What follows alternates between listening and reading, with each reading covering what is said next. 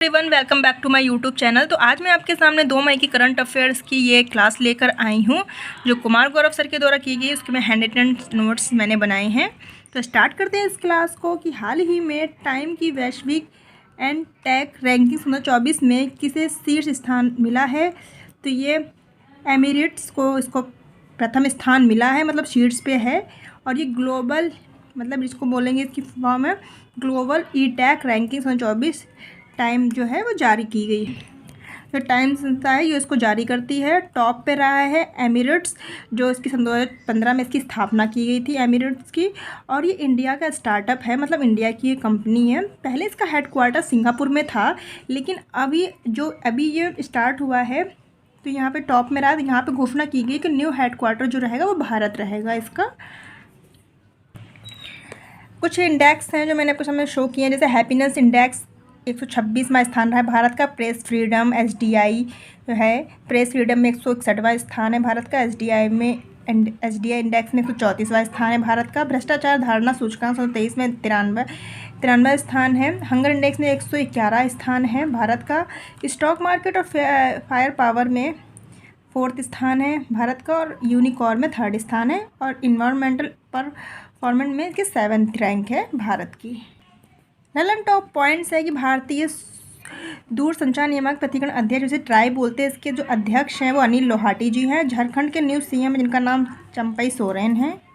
चलते question number 2 की तरफ कि IQ ईयर के अनुसार दुनिया का सबसे प्रदूषित शहर कौन सा है। तो ये काठमांडू है सबसे प्रदूषित शहर। IQ जो ईयर है वो स्विट्ज़रलैंड इसको जारी करता है, और ये मतलब स्विट्ज़रलैंड की ये संस्था है। और फर्स्ट नंबर पर काठमांडू, सेकंड नंबर पर न्यू दिल्ली है। न्यूनतम है वो इस्तांबुल तुर्की है। तुर्की संबंधित है कि तुर्की की राजधानी अंकारा है। और तुर्की में एक ऑपरेशन चलाया गया था इंडिया की तरफ से, ऑपरेशन दोस्त। पठार है, एशिया माइनर पठार है। अनातोलिया पठार कहाँ पे है, ये तुर्की में। और यहाँ पे एक झील है वॉन गोलू, इसमें बहुत ज़्यादा लवणता है, बहुत ज़्यादा लवणता वाली ये झील है।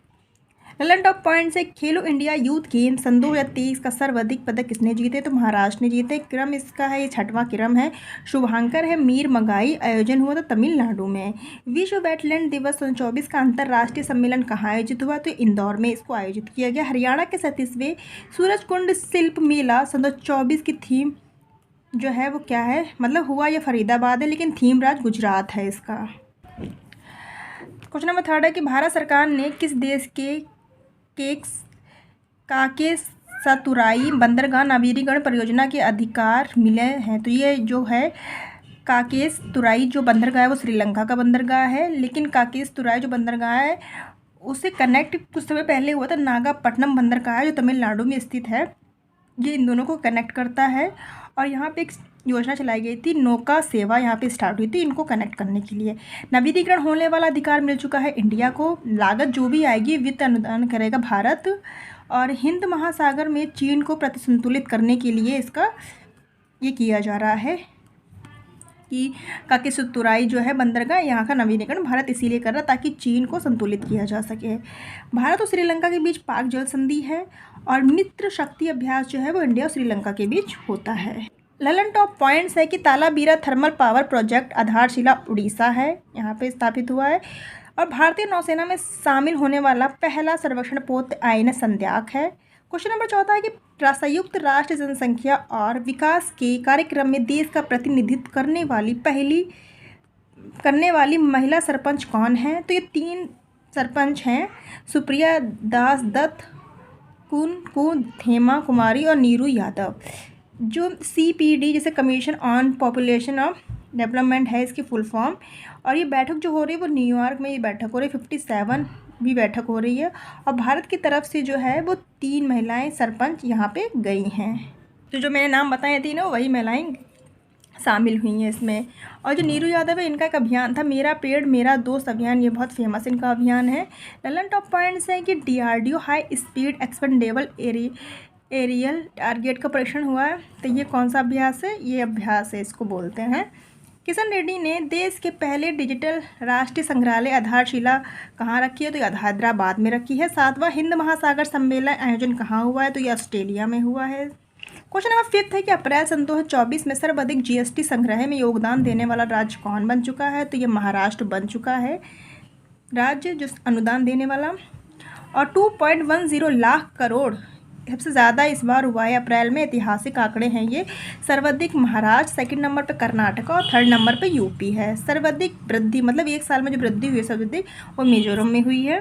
जीएसटी से रिलेटेड कुछ पॉइंट है जो मैंने डिस्कस किए। जीएसटी को पहले जो विश्व में वेट के नाम से जानते हैं, और सबसे पहले जो वेट था वो फ्रांस में लागू हुआ था। जीएसटी जो है वो भारत ने कनाडा से लिया है, और जो 101वां संविधान संशोधन के द्वारा जीएसटी आया, और 1 जुलाई 2017 को ये लागू हुआ था। और जहाँ लागू तो पहला स्टेट वो आसाम है। कौन सी समिति है? विजय केलकर समिति के द्वारा ये आया है। और जो रेट है वो 0%, 5%, 12%, 18% और 28% है। जीएसटी काउंसिल अलग होता है। ये आर्टिकल जो है वो 279 आर्टिकल में इसके हेड वित्त मंत्री होते हैं। जीएसटी एक अप्रत्यक्ष कर है, और जीएसटी जो आर्टिकल है वो 246 में आता है। ये समवर्ती सूची में शामिल है। जीएसटी के प्रकार हैं, ये 4 प्रकार है। CGST मतलब जो केंद्र के कुछ भाग जीएसटी का केंद्र की तरफ होता है, और SGST जो स्टेट की तरफ जो होते हैं, स्टेट की तरफ जीएसटी होता है। और IGST होता है कि एक स्थान से दूसरे स्थान में मतलब दूसरी जगह जाने के लिए जीएसटी लगाई जाती है, उसे IGST बोलते हैं। UTGST होता है जो यूटी स्टेट में लगाया जाता है। ललन टॉप पॉइंट्स हैं कि जल योद्धा पुरस्कार 23-24 जो है वो नोएडा प्रतिकरण को मिला है। स्पेस मिशन किसने लॉन्च किया? ये नासा ने लॉन्च किया। क्वेश्चन नंबर 6 है कि DRDO ने लंबी दूरी की स्मार्ट पनडुब्बी रोधी मिसाइल प्रणाली का सफल परीक्षण कहाँ किया है? तो ये उड़ीसा में किया। जो APJ अब्दुल कलाम है, जिसे पहला नाम भिलर द्वीप था, वहाँ पर इसका परीक्षण हुआ है। और DRDO की स्थापना 1 जनवरी 1958 में हुई थी। ललन टॉप पॉइंट्स है कि सारथी पहल का शुभारंभ किसने किया? तो कृषि मंत्रालय ने किया है। CART सेल थेरेपी का संबंध किससे है? तो ये कैंसर से है। PM सूर्य घर मुफ्त बिजली योजना में कितने यूनिट फ्री मिलेंगे? 300 यूनिट फ्री मिलेंगे।